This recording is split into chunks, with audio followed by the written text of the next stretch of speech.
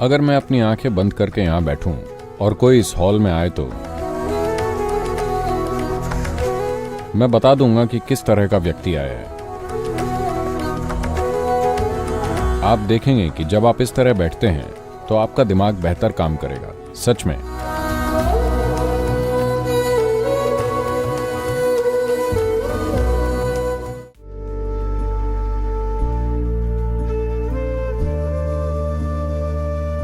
अगर आप मानव शरीर को भीतर से जानते हैं, आप खुद इस पर गौर कीजिए। देखिए कि जब आपके पेट में खाना होता है तो आपका शरीर कैसा महसूस करता है, और जब पेट खाली होता है तब शरीर कैसा महसूस करता है। आप पाएंगे कि आपका शरीर और दिमाग सबसे अच्छी तरह तब काम करते हैं जब आपका पेट खाली होता है। अगर लगातार आपके पाचन तंत्र में खाना पचता रहता है तो स्वाभाविक है कि ऊर्जा की कुछ मात्रा उसमें लगी रहेगी, तो आपका दिमाग और शरीर दोनों ही अपनी पूरी क्षमता पर काम नहीं कर पाएंगे। अगर आप अपनी पूरी क्षमता तक पहुंचना चाहते हैं तो आपको अपने शरीर और उसके मेटाबॉलिज्म को इस तरह रखना होगा कि जो भी आप खाएं, चाहे जो भी खाएं, 1.5 से 2.5 घंटे के अंदर आपका पेट खाली हो जाना चाहिए। योग में इस चीज पर हमेशा जोर दिया जाता है कि 1.5 से 2 घंटे के अंदर आपका पेट खाली हो जाना चाहिए। पेट खाली होने का मतलब भूख नहीं होता। जब ऊर्जा का स्तर नीचे गिरता है सिर्फ तभी आपको भूख लगती है, नहीं तो वैसे पेट खाली होना चाहिए।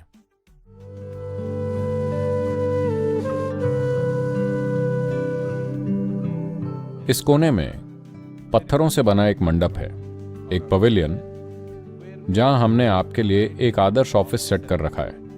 कुर्सियों का लेवल नीचे है, टेबल का लेवल नीचे है। आप देखेंगे कि जब आप इस तरह बैठते हैं तब आपका दिमाग बेहतर काम करता है, सच में। मैं किसी चीज पर बोल नहीं सकता या उसमें जा नहीं सकता जब तक पालथी ना लगाऊं। कम से कम एक पैर तो मुड़ा हुआ होना चाहिए, नहीं तो मुझे फर्क समझ आता है कि मेरा दिमाग कैसे काम करेगा। अगर आपको यह फर्क नहीं पता कि कब यह काम कर रहा है और कब नहीं, तो आप एक गंभीर समस्या हैं। बस पालथी लगाकर कुछ समय बैठकर देखिए, रीढ़ को सीधा रखें। अचानक जानने की आपकी क्षमता, मैं आपको बता रहा हूं, अगर मैं आंखें बंद करके यहां बैठूं और कोई हॉल में अंदर आए तो मैं आपको बता दूंगा कि किस तरह का व्यक्ति आया है। अरे सद्गुरु, आप तो एक महान योगी हैं। बात वो नहीं है। आपके घर के कुत्ते को भी ये पता होता है कि नहीं? हाँ या ना? आपका कुत्ता सोफे के नीचे बैठा हुआ है। अगर कोई मेन गेट पर आता है उसे पता है कि कौन आया है। हाँ या ना? जो कुत्ता जान लेता है, आप नहीं जान सकते? No. नहीं, मैं आपको यह बताना चाह रहा हूं कि क्रमिक विकास की पूरी प्रक्रिया एक अमीबा से लेकर एक इंसान तक की असल में ज्यादा जटिल और उन्नत न्यूरोलॉजिकल सिस्टम की है कि नहीं? हाँ या ना? एक इंसान के रूप में आपके पास सबसे उन्नत न्यूरोलॉजिकल सिस्टम है। अगर एक कुत्ता भांप लेता है तो आप भी भांप सकते हैं। बात बस इतनी है कि आप हर समय विचारों की उलझन में रहते हैं, क्योंकि ध्यान देने की क्षमता जा चुकी है ज्यादातर लोगों में, क्योंकि वो अपनी स्क्रीन पर तरह तरह की रंगीन चीजें और वो सब देखते रहते हैं, तो उन्होंने ये क्षमता खो दी है। तो एक चीज है ध्यान देने की इस क्षमता को वापस लाना। योग का हर आयाम आपके ध्यान के स्तर को इतना ऊंचा उठाने के लिए है कि यहां जो कुछ भी है आप उससे ना चूकें। सब कुछ आपके अनुभव में होना चाहिए। सिर्फ तभी आप खुद को एक संपूर्ण इंसान कह सकते हैं। ध्यान न दे पाने की कमी को किसी योग्यता की तरह लेकर मत चलिए।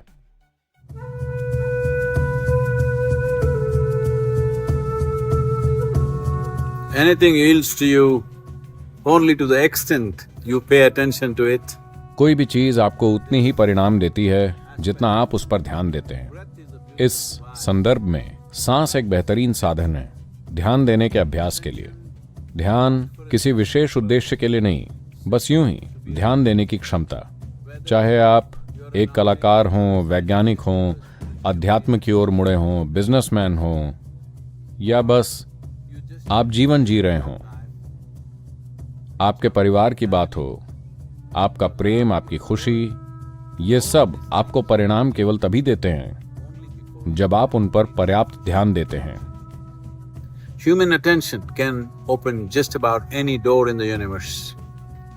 एक इंसान का ध्यान ब्रह्मांड में कोई भी द्वार खोल सकता है, पर बिना किसी उद्देश्य के ध्यान देना, नतीजों का हिसाब किताब किए बिना बस यूं ही ध्यानशील होना, जीवन शक्ति को ही ध्यान की प्रक्रिया बना लेना। आपका ध्यान सिर्फ आपके मन से हो सकता है, या फिर आप अपने पूरे शरीर को ही ध्यान में लगा सकते हैं। अगर आप ये समझना चाहते हैं, अगर आप एक टाइगर को या तेंदुए या चीते को शिकार के लिए घात लगाए देखें, तो आप देखेंगे कि वो सिर्फ मानसिक स्तर से ध्यान नहीं दे रहा, उसका पूरा शरीर ध्यान दे रहा है, केंद्रित है, ऊर्जाएं केंद्रित हैं। तो अगर आप अपने शरीर, अपनी ऊर्जा को अपने मानसिक ध्यान में शामिल कर लें, तो अचानक से यह ध्यान एक जबरदस्त ताकत बन जाता है, जो आपके जीवन में कई पहलुओं को आपके लिए खोल देगा। जीवन आपको सिर्फ उस हद तक परिणाम देता है जितनी शक्ति से आप में ध्यान देने की क्षमता है। इंसान के ध्यान की शक्ति एक अविश्वसनीय ताकत है। आपको यह सीखना चाहिए कि आवश्यक अभ्यास से इस ताकत को कैसे खोला जाए, अपने भले के लिए और सबके भले के लिए।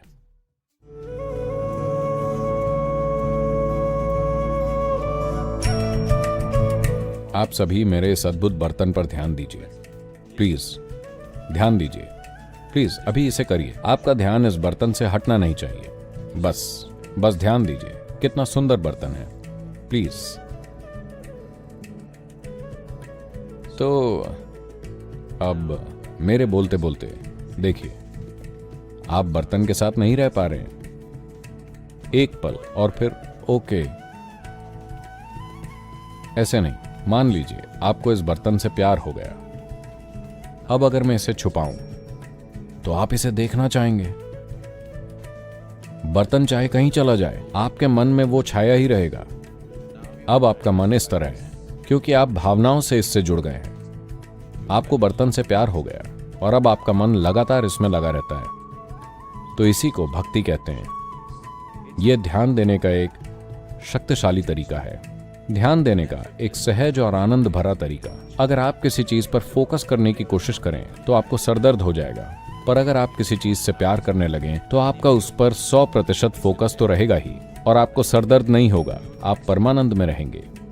ये मन को इस्तेमाल करने का ज्यादा समझदारी भरा तरीका है, बजाय उसके जिसे लोग दिमागी बुद्धि के रूप में जानते हैं।